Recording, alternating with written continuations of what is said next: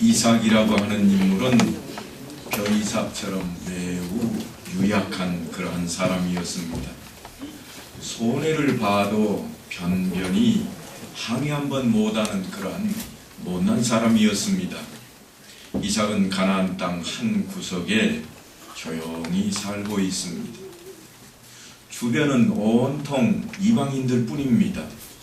아니 오히려 그 지역 주민들에게는 이삭의 일가가 이방인일 것입니다. 그래서 인종차별에 대한 여러 가지 어려움을 많이 겪었습니다. 그런데 그 가운데 더 어려운 일이 생깁니다. 그 땅에 가뭄이 든 것입니다. 성경에는 그때의 정황을 이렇게 설명하고 있습니다. 창세기 26장 1절을 보면 아브라함 때에 첫 흉년이 들었더니 그 땅에 또 흉년이 들매 이삭이 그랄로 가서 블레셋 왕 아비멜렉에게 이르렀더니 그럽니다. 가뭄이 들게 되자 이제 이삭은 살 길을 찾아서 조금 더 형편이 나은 인근 블레셋 지역으로 그랄이라는 성읍으로 옮겨갑니다. 그랄 지방으로 거처를 옮긴 이삭은 장차 애굽으로 내려가려고 작심을 하고 있었습니다. 하늘에서 내리는 비에 의존해서 농사를 짓는 이 가나안 지역과는 달리 애굽은 나일강 덕분에 언제든지 먹을 양식이 풍성했기 때문입니다. 그때 하나님께서 이삭에게 나타나셔서 애굽에 내려가지 말고 하나님께서 그에게 지시하는 땅에 머물라고 말씀하십니다. 2절에 보면 애굽으로 내려가지 말고 내가 네게 지시하는 땅에 거주하라. 그리고 이어서 이런 약속을 하십니다.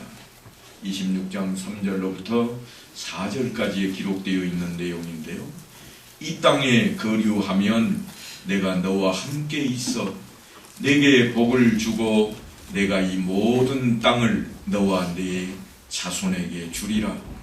내가 네 아버지 아브라함에게 맹세한 것을 이루어 네 자손을 하늘의 별과 같이 번성하게 하며 이 모든 땅을 내 자손에게 주리니 내 자손으로 말미암아 천하 만민이 복을 받으리라.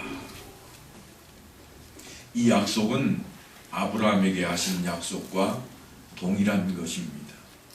오늘 새벽 기도회 때 창세기 17장의 말씀을 읽었습니다만 거기에 보면 내가 네 아들 이삭과 이 약속을 맺을 것이라 그렇게 말씀을 하셨습니다. 그런데 오늘 이제 창세기 26장에는 그 아들 이삭과 그 약속을 지금 맺고 있습니다. 그런데 이 복된 약속을 하시면서 이는 아브라함이 내 말을 순종하고 내 명령과 내 계명과 내 율례와 내 율법을 지켰음이라 그렇게 단서를 붙이시고 있습니다.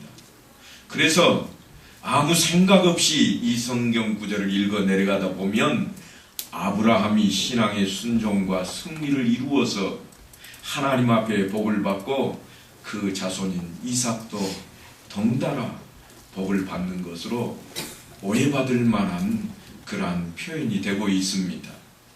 이런 표현은 이삭이 축복받은 것이 그 아버지 때문이라고 하는 그러한 아브라함에 근거하고 있는 것은 뒤에도 또다시 등장을 합니다. 창세기 26장 24절에 보면 그 밤에 여호와께서 그에게 나타나 이르시되 나는 네 아버지 아브라함의 하나님이니 두려워하지 말라. 내 종 아브라함을 위하여 내가 너와 함께 있어 네게 복을 주어 내 자손이 번성하게 하리라. 이삭을 지키고 복을 주시는 것이 마치 아브라함 때문인 것처럼 그렇게 묘사가 되고 있습니다. 그리고 아브라함은 하나님의 법도와 규례를 잘 지킨 신앙인으로 그렇게 기록을 해 놓았습니다. 이런 기록들은 창세기를 시작하면서 제가 서두에도 말씀을 드렸듯이 모세가 이스라엘 백성들을 애굽에서 이끌어내고 인도에서 시내산 앞에 이르러 하나님의 백성답게 살기를 외치면서 하나님이 어떤 분이신가 하는 것을 드러내고 있는 모습이라고 그랬습니다. 하나님이 과연 어떤 분이시냐? 그래서 우리가 오늘 본문을 대하게 될 때, 이 창세기 26장을 대하게 될 때에 마치 아브라함 때문에 모든 일이 벌어지는 것처럼 여겨지지만 사실은 모세가 하고자 하는 이야기는 아브라함이 아니라 하나님에 대한 이야기입니다. 하나님이 어떤 분이시기에 아브라함이 그러했는가? 하나님이 어떤 분이시기에 오늘날 내가 이 자리에 앉아 있어야 하는가 하는 이야기입니다. 그래서 그 첫 번째 이야기가 무엇인가 하면 이스라엘을 구원하신 그 하나님께서 저들의 하나님이 되신다고 하는 것입니다. 그러므로 그들에게 하나님의 규례와 법도를 요구하는 시점에서 되돌아보는 역사입니다. 모세 때에 가서 비로소 그 이전에 하나님이 천지를 창조한 때로부터 시작해서 모세가 지금 이끌고 나온 그때까지를 역사를 되짚어 보다가 보니까 아브라함의 이야기도 나오고 또한 이삭의 이야기도 나오게 된다고 하는 것입니다. 우리는 지금 그 역사를 들여다보고 있습니다. 무슨 역사인가 하면 하나님께서 간섭하시는 역사입니다. 세상 사람들이 어떻게 나라를 이루고 세상 사람들이 어떻게 흥왕번성했는가 하는 그런 역사가 아니라 하나님께서 간섭하시는 사람이 어떻게 살아가고 있는가? 하나님께서 어떻게 간섭하시고 이끌어가고 계시는가 하는 이야기를 역사 속에서 살피고 있다고 하는 것입니다. 그래서 하나님께서 왜 이런 요구를 하시고 우리는 왜 그 계명을, 그 명령을 따라야 하는가? 이런 관점을 촉구하고 있습니다. 신명기 30장 15절에 가면 보라 내가 오늘 생명과 복과 사망과 화를 내 앞에 두었나니 그랬습니다. 그래놓고 19절로 가면 너와 내 자손이 살기 위하여 생명을 택하고 내 하나님 여호와를 사랑하고 그의 말씀을 청종하며 또 그를 의지하라. 그는 내 생명이시요 내 장수이시니 여호와께서 내 조상 아브라함과 이삭과 야곱에게 주리라고 맹세하신 땅에 네가 거주하리라. 하나님께서 이스라엘 백성들이 약속의 땅으로 들어가기에 앞서서 철저하고 분명한 신앙적인 결단을 하도록 그렇게 촉구하고 있는 장면이 신명기에 그려집니다. 우리는 하나님께서 요구하시는 그 결단의 내용이 너무나도 당연하다고 생각합니다. 공정하다고 느낍니다. 왜냐하면 하나님의 말씀에 순종하면 복을 받고 하나님을 외면하면 신앙을 저버리면 벌을 받는다는 것은 매우 공정하다고 생각하기 때문입니다. 그렇게 들어왔습니다. 그러나 모세가 이스라엘 백성들을 지금 시내산 앞에 모아놓고 이 요구를 할 때에는 사실은 그렇게 간단한 이야기를 하는 게 아닙니다. 하나님을 섬기면 복 받고 하나님을 섬기지 않으면 벌을 받는다, 그런 얘기로 하고 있는 것이 아니라 하나님이 어떤 분이신지 아느냐? 하나님은 우리를 간섭하시는 분이시라. 그분의 간섭이 없으면 우리는 의미가 없다.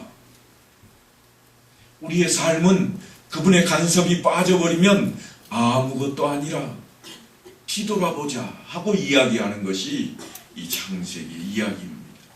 그래서 시작부터 하나님이 누구시고 어떤 분이시며 어떻게 우주 만물을 만드시고 어떻게 인간을 지으셔서 복을 주시고자 하셨는가 하는 것입니다.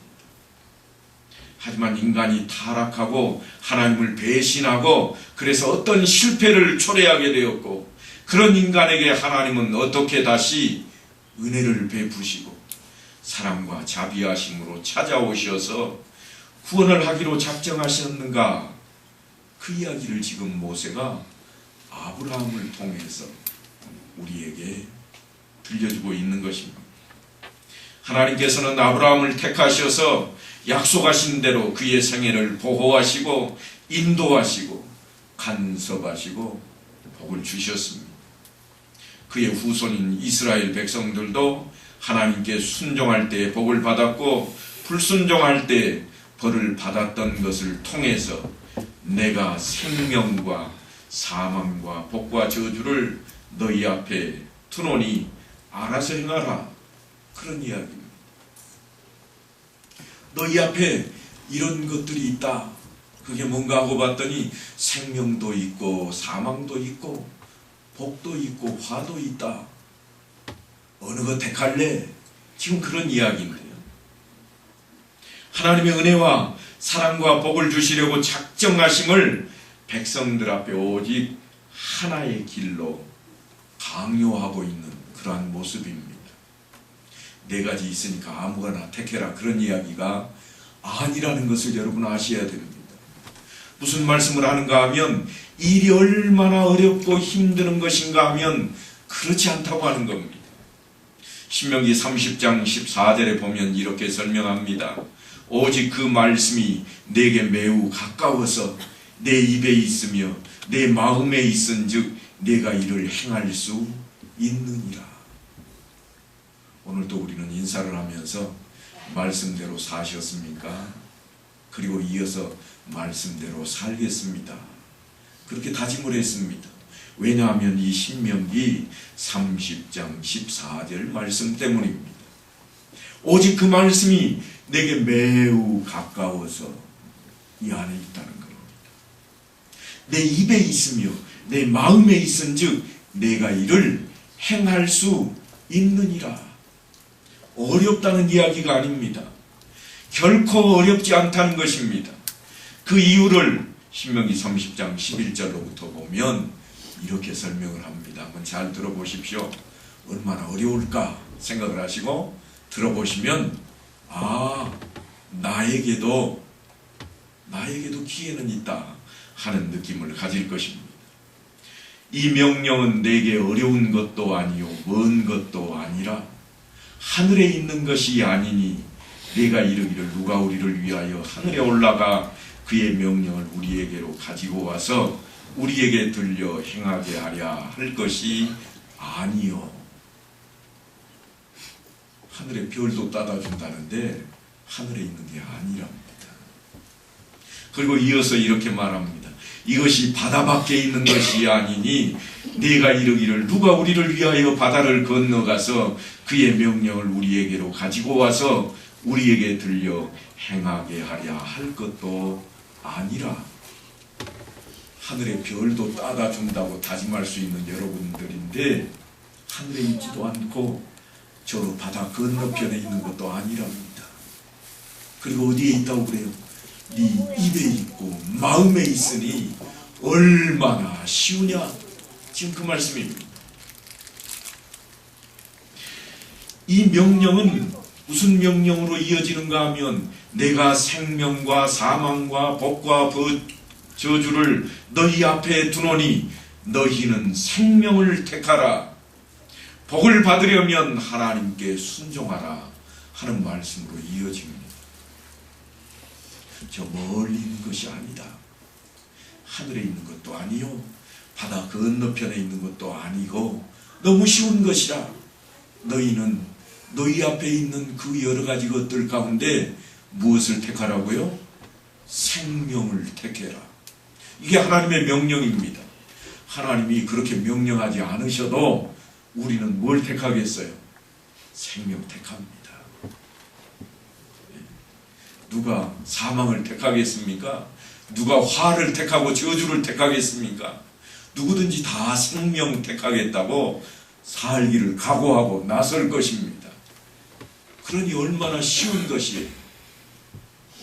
그것이 무엇이라고 하는가 하면 말씀대로 사는 것이라 지금 그 말씀입니다. 우리는 너무 어렵게만 생각해 왔습니다. 예수 믿는 게 왜 이리 힘들고 어려운지, 세상 살기 정말 팍팍하다, 그렇게만 생각해 왔는데 오늘 말씀을 보면 세상 사는 것은 아무것도 아니라 그런 이야기예요. 그것은 하늘에 있는 것도 아니고 바다 건너편에 있는 것도 아닙니다. 우리가 노력해서 얻을까 말까 하는 그러한 것도 아니요, 생각하고 만들어서 결실을 맺어야 되는 그런 것도 아닙니다. 이미 하나님께서 만들어 놓으신 것입니다. 그리고 하나님께서 우리를 친히 찾아오셔서 그것을 보여주시고 확인시키시고 충분하게 납득시키신 것에 대한 요구가 뭔가 하면 너희는 생명을 택해라. 아이고, 하나님 그렇게 말씀 안 하셔도 우리는 그거 택합니다. 그런데요, 하나님께서 하시는 말씀이 나도 안다. 그래도 너희는 생명을 택해라. 왜냐하면 자꾸 생명을 내던져버리고 생명 아닌 것을 끌어잡으려고 움켜쥐려고 열심을 내고 있기 때문입니다. 이스라엘 백성들은 애굽 땅에서 10가지의 재앙과 홍해를 건넌 일과 만나와 메추라기를 먹고 반석의 물을 마시고 확인했던 내용들입니다.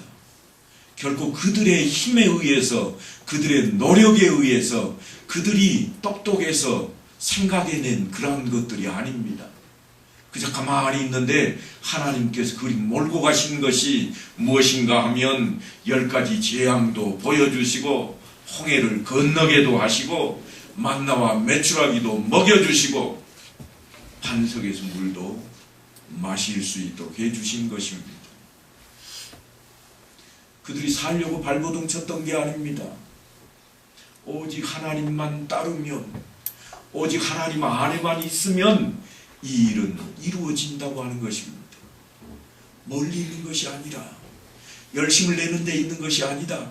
너희는 가만히 잠잠하고 내 안에 있으라고 하는 그러한 말씀입니다. 그래서 하나님을 예면하고 모세를 반대한 자들과 이스라엘을 괴롭힌 자들에 대한 결과까지도 그들에게 목도하게 만들으셨습니다. 그리고 이 결단이 이제 그들 앞에 놓여 있는 것입니다. 신명기 10장에는 내 눈으로 본 이같이 크고 두려운 일을 너를 위하여 행하셨느니라 하셨고, 또 이어서 그런즉 내 하나님 여호와를 사랑하여 그가 주신 책무와 법도와 규례와 명령을 항상 지키라, 그렇게 명하십니다. 하나님의 말씀대로만 살라고 하는 명령입니다. 그들은 보고 확인했습니다.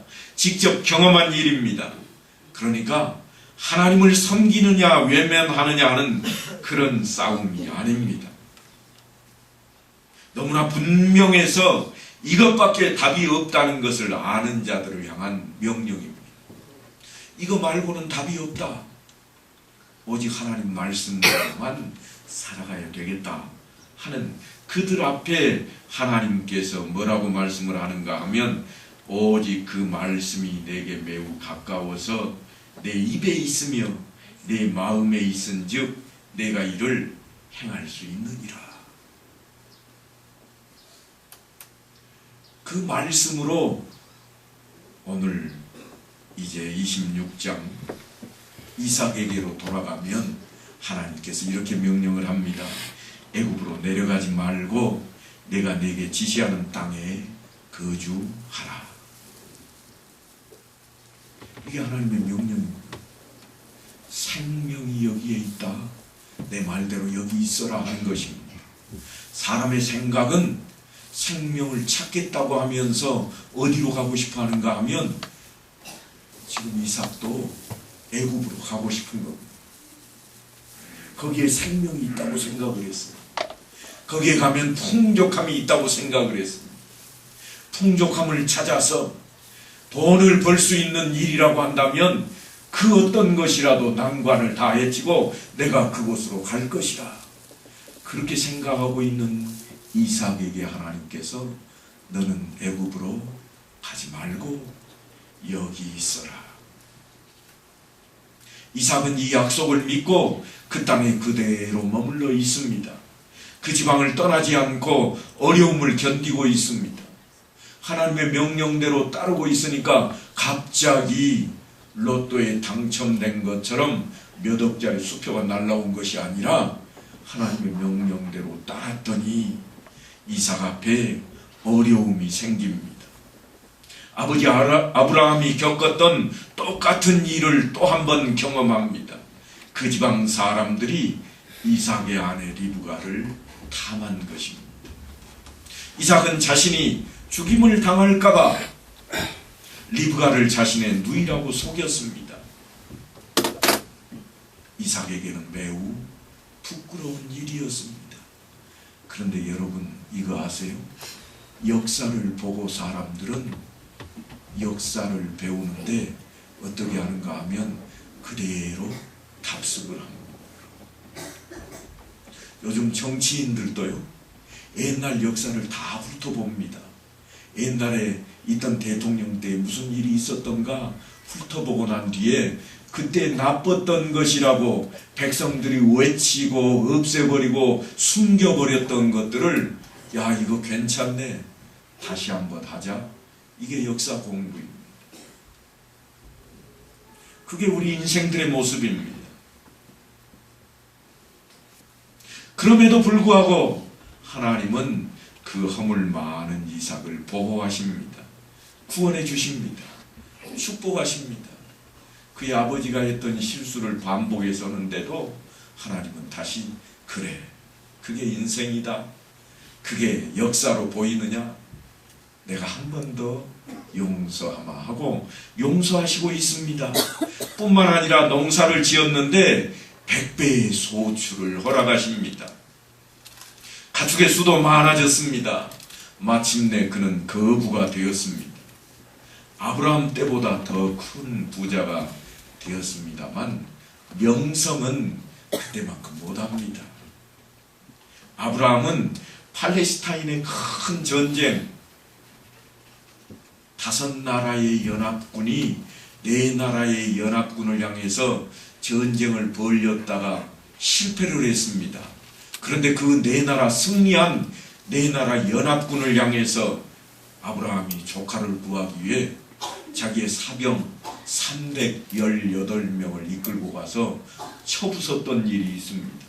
이 소문이 중동 지역에 자자하게 났습니다. 그러니까 아브라함은 아무도 건들지 않습니다. 이 그랄의 왕이었던 아비멜렉도 아브라함에게 찾아와서 우리가 화친합시다. 우리 서로 불가침합시다 할 정도였습니다. 그런데 이삭은요 좀 유약해 보입니다. 자기 아버지 때에 서로 화친을 맺었던 그 블레셋 땅에 그랄 지방에 지금 가 있는데 그 지역 사람들이 이삭 알기를 아주 우습게 합니다. 그 지방 사람들의 시기로 어려움이 생겨납니다. 그들이 이삭의 소유로 된 우물을 하룻밤에 와가지고 다 흙으로 메꿔버립니다. 그런데 여러분 이삭이 취한 행동은 참으로 이해하기 어렵습니다. 왜냐하면 아브라함 때 있던 사병이 318명인데 지금 얼마나 될까요? 훨씬 많습니다. 사병뿐 아니라 종들도 훨씬 더 많아진 대부가 되었는데 그가 한 행동은 뭔가 하면 그저 조용히 그 지방을 떠나서 골짜기로 도망가는 일이었습니다. 우물 메꾸니까 아이고 안 되겠다. 야 짐 싸라. 그래서 보따리 싸가지고 조금 더 골짜기로 들어갑니다. 그리고는 거기에 다시 이제 우리가 우물이 있어야 가축을 먹일 거니까 종들을 다 시켜서 우물을 파라. 그래서 우물을 다시 파고 물이 나옵니다. 그래서 가축들에게 먹였더니 그러자 사람들이 또 몰려와서 빼앗아 버립니다. 그래서 이삭이 그때는 다시 싸울까 했더니 이번에도 이삭은 식솔들을 이끌고 더 깊은 산속으로 또 도망을 갑니다. 그리고 거기에 또 장막을 치고 우물을 파기 시작합니다. 사람들이 몰려와서 빼앗으면 물려나기를 수차례나 하였습니다. 아니, 이럴 수가. 하나님의 명령에 순종했는데 어떻게 이렇게 어려운 일만 생기는가? 이삭은 얼마든지 그렇게 항변할 수 있습니다. 그러나 이삭은 그렇게 하지 않았습니다. 성경은 이삭의 행동을 이렇게 전합니다. 26장 22절에 보면 이삭이 거기서 옮겨 다른 곳에 우물을 팠더니 그들이 다투지 아니하였으므로 그 이름을 르호봇이라 하여 이르되 이제는 여호와께서 우리를 위하여 넓게 하셨으니 이 땅에서 우리가 번성하리로다 하였더라. 이제는 안 쫓아오네. 이제 여기는 하나님이 우리를 축복하실 땅이라. 하나님 축복하신다며요. 왜 우리가 도망가야 됩니까? 이래야 될 것인데 쫓아오지 않을 만큼 도망가가지고 자리 잡아놓고는 세상 사람들이 보기에는 지가 지 힘으로 이제 쫓아오는 사람 다 힘들어 지치게 만들어서 도망가놓고 하나님 축복하신다고 말한다. 그런 모습을 띠고 있습니다. 만약 이런 사람을 남편으로 만난 그런 아내가 있다면 기가 막힐 것입니다. 여기에서 장사 좀 하려고 하는데 사람들이 와서 해코지합니다. 야, 안 되겠다. 옮기자. 그래서 다른 동네로 옮겨 이사를 가서 거기서 장사를 시작합니다. 장사를 시작했더니 조금 잘 될만 하니까 또 쫓아와가지고는 해방을 놓습니다. 야, 여기서도 팔면 안 돼. 그래서 야, 또 가자. 그래 또 이사를 가고 수십 차례 이사를 가고 또 가다가 이제는 더 이상 안 쫓아오네. 이제 우리 복 받았다. 어느 아내가 기뻐하겠습니까? 지질이 못난 이 남편 정말 함께 살아야 될까 말아야 될까 이럴지 모르겠습니다. 무능한 인간이라는 비난을 면하기 어려운 그러한 사람입니다. 한마디로 바보 이삭입니다. 그런데 요즘 바보가 인기더라고요. 어떤 드라마는 멍청한 바보가 주인공으로 등장까지 하더라고요. 분명히 알아둬야 할 것이 있습니다.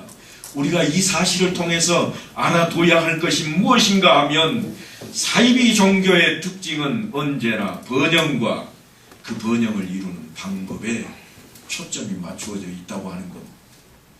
하나님을 믿는데 어찌 그렇게 풍상맞게 믿느냐? 이게 사이비 종교의 이슈입니다. 하나님을 믿으면 좀 나아져야지. 좀 뭔가 내놓을 만 해야지. 그게 하나님 믿고 복받은 것이지 지질이 풍상맞게 그게 뭐냐? 이게 그들의 모습입니다. 나름대로 법칙을 정해놓고 그것을 열심히 행하면 원하는 것이 이루어진다고 말합니다. 이렇게만 하면 복받는다. 아이고 그렇게 안 했으니까 그렇지. 그런데 그런 식으로 하나님을 믿는 사람들이 우리들 중에도 너무나 많다고 하는 것입니다. 하나님의 명령만 잘 따르고 헌금 열심히 하고 기도 열심히 하면 하나님의 복을 받는다고 생각을 해버립니다. 그런데 여러분, 만약에 문제 해결의 핵심이 돈이라면 하나님이 하늘에서 만나를 내리듯이 돈비를 내려주실 겁니다. 며칠 전에 중국에서 있었던 일을 인터넷에 보니까 하늘에서 돈비가 내렸더라고요.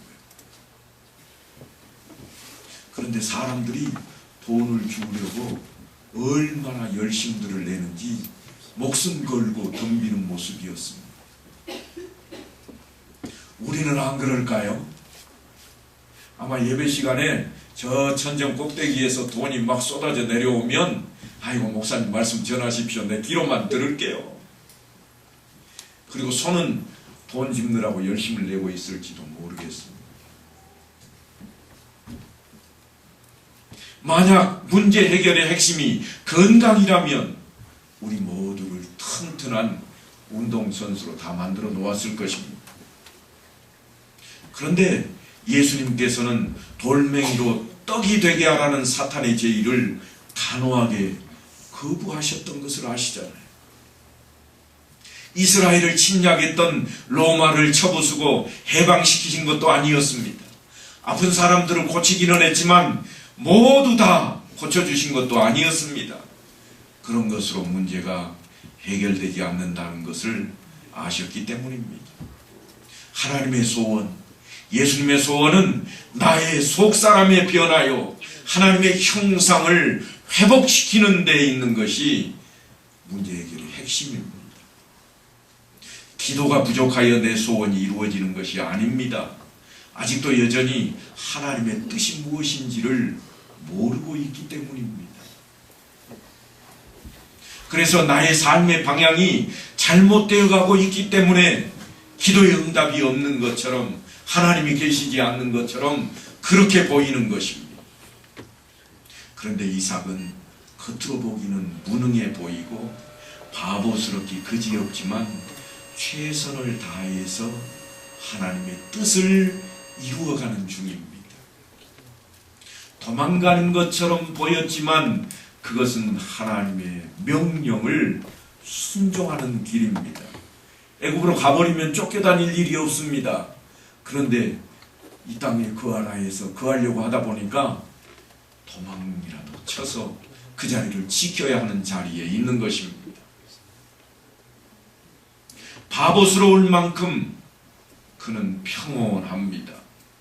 그런데 그 평온함은 그가 모자라 보이는 그러한 성품에서 나오는 것이 아닙니다. 쓰라린 속을 달래며 억지로 만들어낸 것이 아닙니다.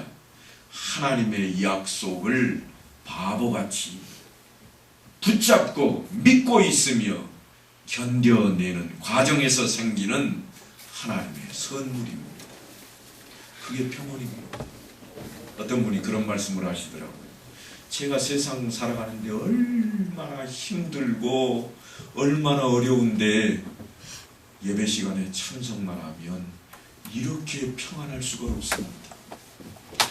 아무 걱정이 없습니다, 목사님. 왜 그럴까요? 왜 그러겠습니까? 하나님의 선물입니다. 하나님의 선물입니다. 많은 재산을 빼앗겼음에도 불구하고 바보처럼은 그렇게 양보만 하던 이삭에게 하나님께서 나타나십니다. 26장 24절에 보면 나는 내 아버지 아브라함의 하나님이니 두려워하지 말라.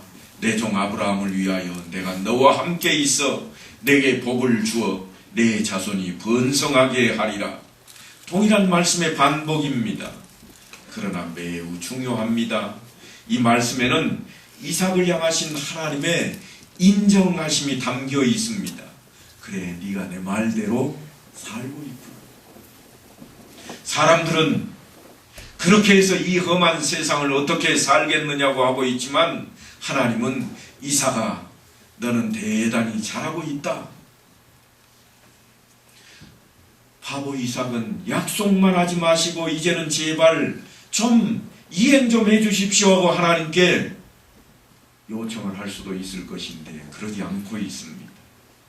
그 대신에 하나님의 인정하심에 감사를 드립니다. 그래서 하나님께 단을 쌓고 여호와의 이름을 부르며 영광을 돌렸습니다. 그런 이삭에게 놀라운 일이 생깁니다. 그날 왕 아비멜렉이 찾아온 것입니다. 이삭을 끊임없이 괴롭히던 아비멜렉이 자신의 군대 장관 비골까지 대동하고 이삭을 찾아왔습니다. 이삭은 아연 실색하며 긴장하지 않을 수가 없습니다. 그래서 이렇게 말합니다. 27절에 보면 너희가 나를 미워하며 나에게 너희를 떠나게 하였거늘 어찌하여 내게 왔느냐. 그런데 그들의 입에서 엄청난 말이 쏟아져 나옵니다. 뭐라고 그러는가 하면 오늘 본문입니다. 여호와께서 너와 계심을 우리가 보았으므로 우리의 사이 곧 우리와 너 사이에 맹세하여 너와 계약을 맺으리라. 지금 실컷 도망쳐가지고 쫓아오지 못할 곳만큼 가가지고 이제 잘 살고 있는 이삭에게 저 멀리 블레셋 그날 왕이 찾아와서 하는 말이 아주 놀라운 말을 하고 있습니다. 우리 화친하자. 이어서 뭐라고 그러는가 하면 29절에 보면 너는 우리를 해하지 말라. 우리가 너를 범하지 아니하고 선한 일만 내게 행하여 내가 평안히 가게 하였음이니라. 언제 이삭이 그들을 해한 적이 있습니까? 언제 이삭이 그들에게 해코지를 한 적이 있습니까? 없습니다. 그런데 해하지 마라. 우리가 너를 조용히 잘 보내줬지 않느냐. 운막 파면 쫓아가가지고 메꿔버리고 했던 것은 다 숨겨놓고 감춰놓고 우리는 해코지 안 했다. 그러면서 하는 말이 너는 여호와께 복을 받은 자니라. 원래 이 화친조약은요, 약자가 강자에게 찾아가서 하는 겁니다. 그런데 지금 그 강한 아비멜렉이, 이삭을 괴롭혔던 아비멜렉이 찾아와서 이삭 앞에 무릎을 꿇은 것입니다. 그들이 화친을 청한 이유는 단 한 가지입니다. 하나님이 이삭과 함께 있는 것을 보았다는 겁니다. 바보 이삭, 그저 우물을 파서 빼앗기는 일만 반복했습니다. 그러나 그것은 겉으로 드러난 일일 뿐 그의 속은 전혀 다른 모습입니다. 그를 통해서 하나님이 보인 겁니다. 이삭을 통해서 도망치는 이삭이었지만 그를 통해서 하나님을 보게 된 것입니다. 대적자인 아비멜렉까지도 그 기운을 느낄 수 있을 정도입니다. 저 사람 하나님이 함께하는 사람이래. 아브라함만 하나님이 함께하는 줄 알았는데 아이고 저거 잘못 건드리면 우리 큰일 나.